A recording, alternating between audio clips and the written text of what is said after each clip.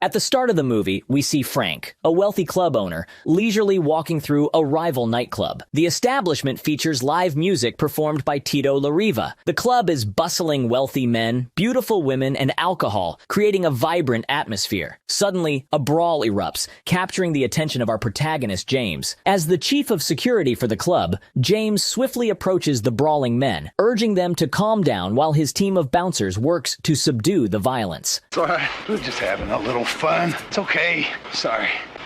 But he unexpectedly reaches for a knife, stabbing James's arm. Fully aware of James's formidable reputation, this man boldly challenges him to a one-on-one combat, seeking to test his own mettle against the renowned Cooler. With a resolute nod, James accepts the challenge, ready to face his opponent head-on. Exiting the club, James calmly turns around and returns back, leaving his opponent outside, cleverly tricking him into leaving without further escalation. Returning to the club unharmed, James demonstrated his skill in defusing the situation peacefully. Attentively observing the entire incident, Frank, the club owner, approaches James as he tends to his wounded arm. Impressed by James's abilities, Frank extends an enticing offer for him to take charge of security at his own establishment, the Double Deuce. After some persuasive discussion and the promise of a substantial golden handshake of $5,000, James succumbs to the offer, accepting the job opportunity immediately. Due to aerophobia, James declines the ticket purchased by Frank and asserts his intention to make the journey to Missouri by driving himself. Arriving at the Double Deuce, James is greeted with a chaotic scene in the parking lot, littered with rowdy bikers and men engaging in violent, bottle-breaking altercations who arrogantly evaluate his brand-new Ferrari. Everywhere he turns, he witnesses the open sale of drugs within the club premises, leaving him to ponder the gravity of the situation he has willingly stepped into. Feeling a mixture of apprehension and uncertainty, James begins to realize that he's going to really have his work cut out for him at the Double Deuce. He notices that his old friend, a blind singer named Cody, played by the legendary Healey, is performing on stage. Disordered visitors periodically throw beer bottles at the musician, from which he is saved by the chain-link mesh surrounding the stage. James sees a big bouncer in the club settle every dispute with a fist to the face. The big man then tells James to order a drink or get out of the bar, not realizing who he is. One of the waitresses introduces herself as Mary Ann, and her mouth opens in astonishment when James introduces himself. Oh my God. Shit, I heard of you. James then goes on to say hello to Cody, the blind lead singer of the band that was playing that night. Cody tells him that the Double Deuce is worse than any club he's ever worked in. Word spreads as Mary Ann tells the bouncers that the medium-built blonde man is the infamous James Dalton. One of the bouncers tells the others about a story he heard where James supposedly ripped a man's throat out with his bare hands. Another visitor offers his drinking buddy to kiss his girlfriend's melons for $20. Are you kidding? Amazed by the proposal, the man begins to squeeze her balloons. Hey, buddy, what are you doing? Are you gonna kiss him or not? I can't. What do you mean you can't? I ain't got $20. Because of this, a fight begins between the two of them, which turns into a mass brawl. The entire club goes into a frenzy, with bottles flying overhead like New Year's confetti. The following day, James visits a nearby dealership and buys a rundown car so as not to drive around in this Outback in his brand new Ferrari. He drives to a farm. There, he meets Emmet, an elderly farmer who rents out a well-maintained room on the second floor of a barn. The barn's condition surprises James, given its meticulous upkeep. Emmett's farm is situated by the lake, opposite a prominent businessman named Brad, who resides in a grand mansion. They see the millionaire flying to his mansion in a helicopter, at a very low altitude, purposely to scare away the farmer's horses. Appreciating the peaceful setting and Emmett's friendly demeanor, James agrees to rent the room, eager to settle into his new dwelling. The following day, Frank sits everyone down and instructs them to follow and obey every word James says. As his point of order, he fires Morgan, the big bouncer who was punching anyone and everyone with a face. The big man threatens him and leaves with his check. James fires one more person for selling illegal substances and sets the tone, telling anyone left to either listen to him or leave. As James settles into his new surroundings, he establishes 3 important rules to guide his actions. The first rule emphasizes the importance of never underestimating their opponent, recognizing that appearances can be deceiving and anyone may possess unexpected strengths. The second rule states that all conflict conflicts should be taken outside, keeping the peace and avoiding unnecessary damage to property. Lastly, James highlights the significance of always maintaining a kind and cordial demeanor while dealing with customers. The bouncers get annoyed at the fact that they have to remain civil when customers are uncivil to them, but James reminds them their job is to first and foremost control things before they get out of hand. James finishes the orientation by telling his men that he wants them to be nice until it's time not to be. How are we supposed to know when that is? You won't. I'll let you know. The next day, James keeps a close eye on the club. One of the bouncers takes a couple of girls into the club for free. His gaze also falls on the bartender who hides the proceeds in his pocket. Moments later, a woman gets on the table and starts dancing. James orders Hank, one of the bouncers, to get her off the table, but her friend punches him and then draws a pocket knife. At that moment, James swoops in and slams the man's face through a table and tells his men to escort him out. In the back room, he finds a bouncer with a girl whom he brought into the club for free. Of course, for doing such things during working hours, Steve also gets a kick in the ass from the establishment. Your history. But I'm on my break. Stay on it. After the work shift, he approaches the bartender and announces that he has been fired for theft. The bartender is insolent in response and is not going to accept such news from the security chief. Then the soft-spoken club owner, in an uncertain tone, repeats James's words. Get out. The impudent bartender leisurely leaves the establishment. As James heads out to drive home, he discovers that his tires have been punctured and a rock has shattered his windshield. Strangely, he takes it all in stride, not letting it dampen his spirits. With a smile on his face, he walks home, seemingly unfazed by the mischief. However, that night, James finds it difficult to sleep as he hears the raucous sounds of a wild party happening across the lake, hosted by none other than Bradley. The noise echoes through the night, interrupting James's peace and adding to his restlessness. James wakes up to the loud call of Marianne, who somehow tracked him down to where he was living and brought him breakfast. Marianne then tells him he shouldn't have fired the bartender and makes a tired joke about James being a dead man walking. Seems everywhere I go, I hear that same joke. James drives to an auto spare parts garage, and the owner, Red, jokes, New windshield's gonna cost you more than that old beater's worth. My advice, be scrapper. In the store, he runs into Brad, and the two men get acquainted for the first time. The next day, when James goes to Frank's office, he is met with Pat, the recently fired bartender, and his goons. They put pressure on the bar owner and intend to give the bartender his job back. Mr. Tilghman has changed his mind. One of the men reveals that Pat is the nephew of Brad, who supplies the liquor to the Double Deuce. James is not ready to compromise, so Pat takes out a huge knife and starts waving it in James' face. A fight breaks out, during which the main character is stabbed, but in the end, the bouncers of Double Deuce manage to sweep away the uninvited guests and throw them out of the establishment. James goes to the hospital to get stitches. He gets treated by the gorgeous Dr. Elizabeth, who jokes that the Double Deuce sends a lot of business her way. The attraction between the two is immediately apparent as they get to talking, and James invites her to have coffee sometime when she is available. Brad's men come back after getting beat up by James and his bouncers. Brad sees the bloodied men and gives one of them a beating to show his disappointment. Later that day, James goes to Red's auto parts store and sees Brad's men coming out of it with happy faces. He walks in and sees the place wrecked. He also notices Elizabeth's photo on the wall.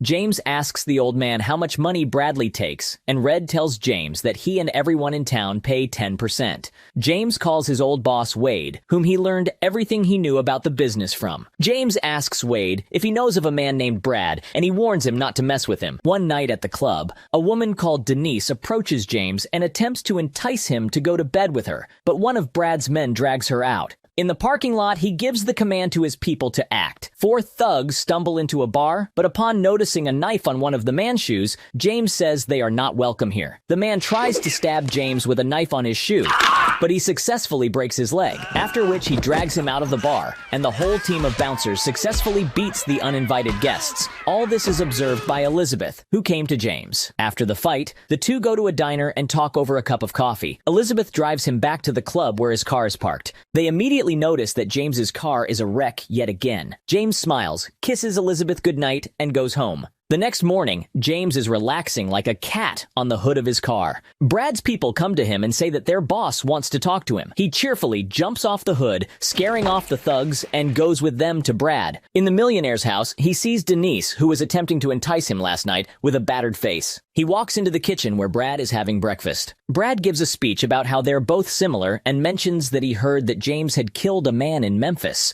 Brad alludes that although James had gotten off because it was self-defense, he doubts that it was. Brad then asks if James would work for him if he owned the club. James immediately refuses and walks out saying, There's no amount of money. As the reputation of the club improves, the line stretches down the street with people eager to get in. And this time, the parking lot is filled with luxury cars instead of bikers. There are a lot of well-dressed people inside, and the stage is no longer fenced off with chain link. Although the business is growing, they need help getting liquor, as Brad controls the distribution in town. James tells Frank that he'll fix the problem and asks a bartender to pass him the phone. When James goes outside, he sees Elizabeth waiting for him there. Brad's people are watching them. The two drive back to James's place, and James learns that Brad is Elizabeth's uncle upon mentioning the photo he saw. Red raised her after her parents died. She went to study in another city and returned to this outback only because of him, to take care of the old man. James asks why a woman as beautiful as Elizabeth isn't married and finds out that she is divorced. As the night goes on, the couple move to bed and spend a passionate night together. Brad is watching this. The pervert is very offended by this spectacle.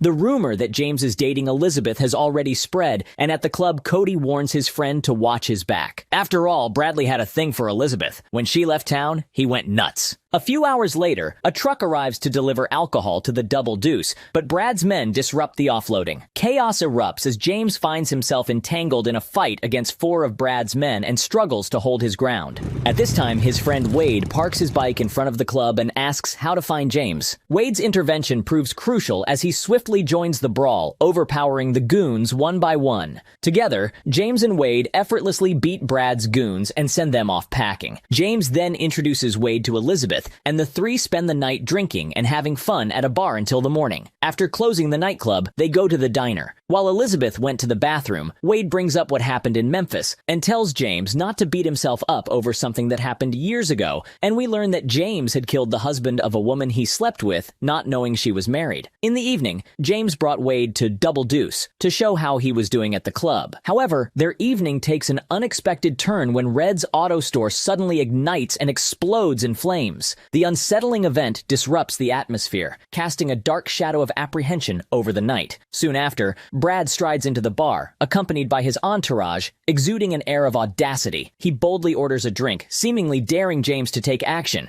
as if provoking him to make the next move in their ongoing conflict. Brad tells his girlfriend to get on stage and dance for everyone. The blonde climbs onto the stage and dances a striptease. By the way, you can find the uncensored recap on my Telegram, the link down below. James takes her off the platform and tells Brad, If you're gonna have a pet, keep it on a leash. Brad then orders his men to start a fight. Jimmy, Brad's right-hand man, beats up the bouncers and even manages to get the best of Wade before James intervenes. As the two men engage in a fierce brawl, Brad disrupts the fight by firing his gun, putting an end to the commotion and instructing his men to retreat. Meanwhile, the town's businessmen gather, discussing the situation, while Red prepares to leave town, packing his belongings. I can call a friend in Springfield who works with the FBI. You gonna take the stand against him?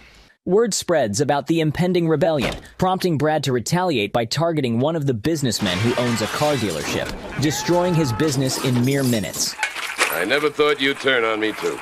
This is my town.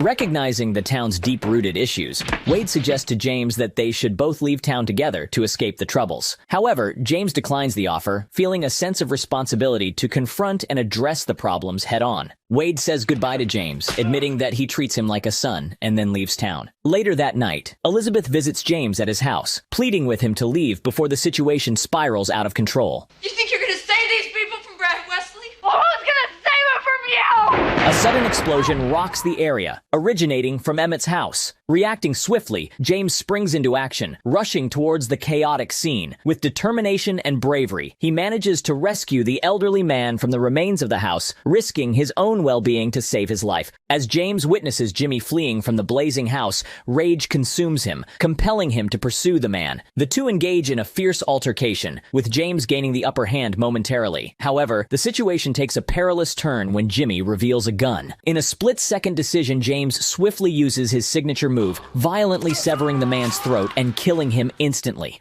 Elizabeth, witnessing the gruesome act, tries to help the victim. Realizing that James had killed him, she flees home in disbelief and horror, while James, fueled by vengeance, calls out for Brad to confront him directly. Wesley! Wesley! Fuck you! The following morning, Brad contacts James, nonchalantly inquiring about whom he wants to see perish, either Wade or Elizabeth. James answers, You are a sick man.